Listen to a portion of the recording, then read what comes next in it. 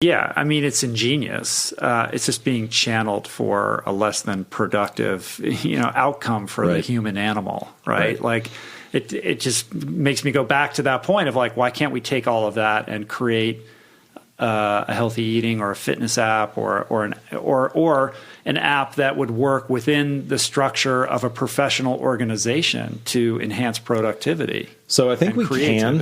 I think it's possible, but I think that it probably won't take the form that people would expect. In many cases, the most effective behavior change apps actually change behavior through like a trap door. And this is just me theorizing right now. I don't have any proof of this, but like, if I think about what is the most effective exercise app that's been created in the last decade, well, it's probably not actually an exercise app. It's probably something like Pokemon Go, because that got that got millions of people to walk 5 or 10 miles a day, but it wasn't an exercise app at all.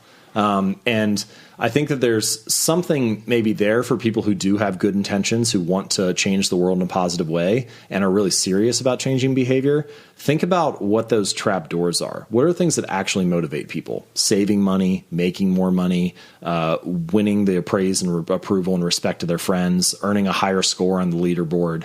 And if you can figure out how to have a secondary healthy behavior happening as they do that, that might actually be something that could really stick and get millions of people to do something different.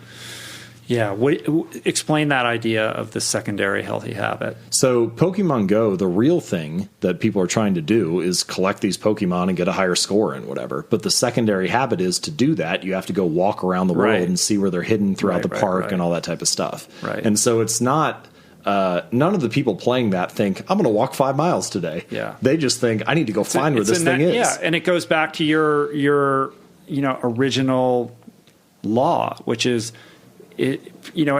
creating a system that promotes the healthy behavior without people even necessarily being consciously aware of it, right? That's ultimately how you move the needle. It happens all the time. We've talked about multiple negative or maybe less healthy examples with cell phones and things like that, where we aren't really thinking about like, oh, I want to sit on my couch and browse Instagram for 3 hours. Like nobody's waking up thinking that. They're just thinking, oh, I got more likes and what are my friends up to and blah, blah, blah. So that's kind of a secondary action that comes from that. And this is just twisting it or flipping it on its head a little bit and thinking about how we can have secondary actions that are healthier. Yeah.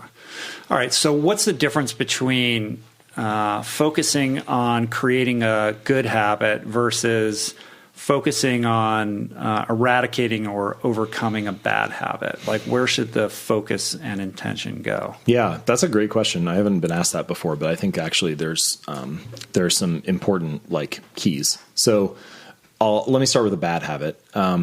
I think the most effective place to focus on breaking a bad habit is the first and the third stage of my 4-step model. So the first stage is making it invisible. So that's like reducing exposure. I talked about like hiding the television, for example, or really common example people hear, like make sure you don't have any sweets in the house. Yeah, like remove the processed food from your pantry, things like that. So in many cases, again, not for true addictions, but for just these bad habits that we have, we just do them because they're around us. So it's like, well, if you want to spend less money on electronics, don't follow all the tech review blogs. You're constantly being prompted to buy something. Or if you want to lose weight, don't follow a bunch of food bloggers on Instagram.